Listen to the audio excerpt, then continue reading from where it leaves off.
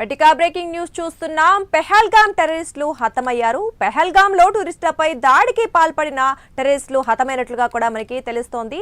అయితే ఈ Indian army వీళ్ళని లేపేసినట్లుగా మనకి తెలుస్తోంది. దక్షిణ కాశ్మీర్లోని సోఫియాన్లో 3 టెర్రరిస్టులు భద్రతా దళాలకు చిక్కారు. పెహల్గామ్ దాడికి పాల్పడ్డ టెర్రరిస్టులుగా ఆర్మీ అధికారులు నిర్ధారించారు. మరి కాసేపట్లో ఈ విషయం అధికారికంగా ప్రకటించే ఛాన్స్ ఉంది.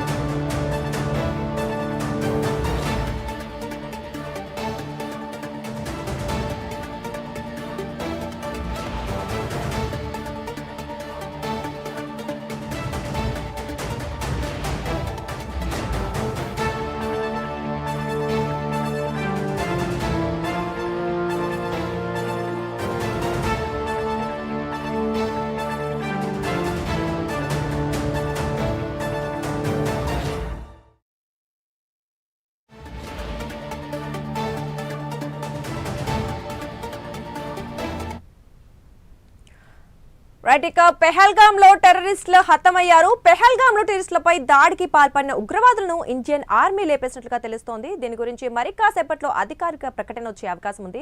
ఇక ఈ విషయం గురించి మరింత సమాచారం మా కరెస్పాండెంట్ నాగేంద్ర అందిస్తారు. నాగేంద్ర, చెప్పండి.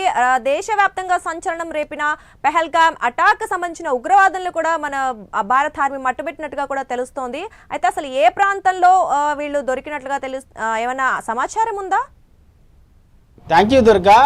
గత నెల 22వ తారీఖున పెహల్గామ్లో మారణకాండ సృష్టించినటువంటి ఉగ్రవాదుల్ని భారత దళం, ముఖ్యంగా ఆర్మీ దళం అదుపులోకి తీసుకుందనేటటువంటి వార్తలు వినిపిస్తున్నాయి. దాంట్లో ప్రధానంగా ఎందుకంటే పెహల్గామ్ దాడికి పాల్పడినటువంటి 3 ఉగ్రవాదుల్ని ముఖ్యంగా దక్షిణ కాశ్మీర్లో ముఖ్యంగా అక్కడ ఉన్నారనేటటువంటి సమాచారం ఆర్మీ దళాలకు అందింది. దాంట్లో భాగంగానే అక్కడ ఉదయం 5:30 నుంచి కూడా సర్చ్ ఆపరేషన్ నిర్వహించడం జరిగింది.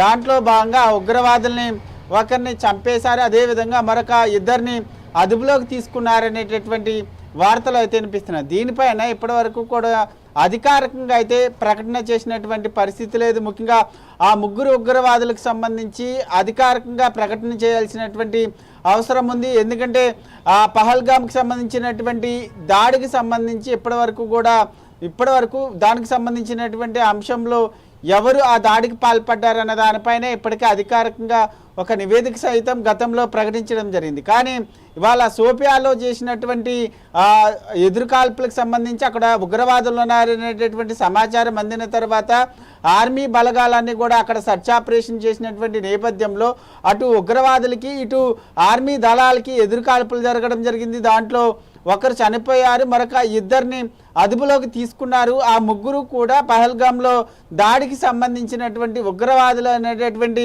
వార్తలు అయితే వినిపిస్తున్నాయి. కానీ దీనికి సంబంధించి ఆ 3 నిజంగా అప్పుడు పహల్గామ్ ఘటనకు సంబంధించి దాడి చేసినటువంటి ఉగ్రవాదులా లేదన్నది తెలియాలంటే మాత్రం దీనిపైన అధికారికంగా ఆర్మీ బలగాలు ఒక అధికారిక నివేదిక ఇస్తే మాత్రం ఒక స్పష్టత వచ్చేటటువంటి అవకాశం అయితే కనిపిస్తుంది. ఇప్పుడిప్పుడే ప్రస్తుతం పాకిస్తాన్ భారత్కు సంబంధించి కాల్పుల విరమణ తర్వాత ఒక ప్రశాంతమైనటువంటి వాతావరణం బోర్డర్ ప్రాంతాల్లో కనిపిస్తున్నటువంటి పరిస్థితి ఉంది. మరొకవైపు జమ్మూ కాశ్మీర్, ప్రస్తుతం దక్షిణ కాశ్మీర్లో ఆ 3 ఉగ్రవాదుల్లో 2 అదుపులోకి తీసుకున్నటువంటి పరిస్థితి ఉంది. మరొక ఉగ్రవాదు హతమయ్యారు అనేటటువంటి వార్తలు వినిపిస్తున్నాయి. ముఖ్యంగా ప్రశాంతమైనటువంటి వాతావరణం నెలకొన్నటువంటి నేపథ్యంలో అక్కడ ఆర్మీ బలగాలంతా కూడా ప్రీ టెర్రరిస్ట్ అనేటటువంటి పోస్టర్లను కూడా అక్కడ వేయడం జరిగింది. ఎవరు కూడా ఇక్కడ ఫ్రీ టెర్రరిస్ట్ అంటే అక్కడ టెర్రరిస్ట్ లేక ఎవరు ఉండరు, అందరూ కూడా ప్రశాంతంగా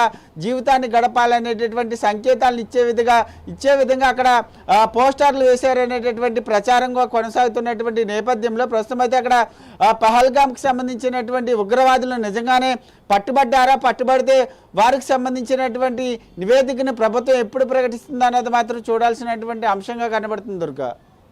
నాగేంద్ర,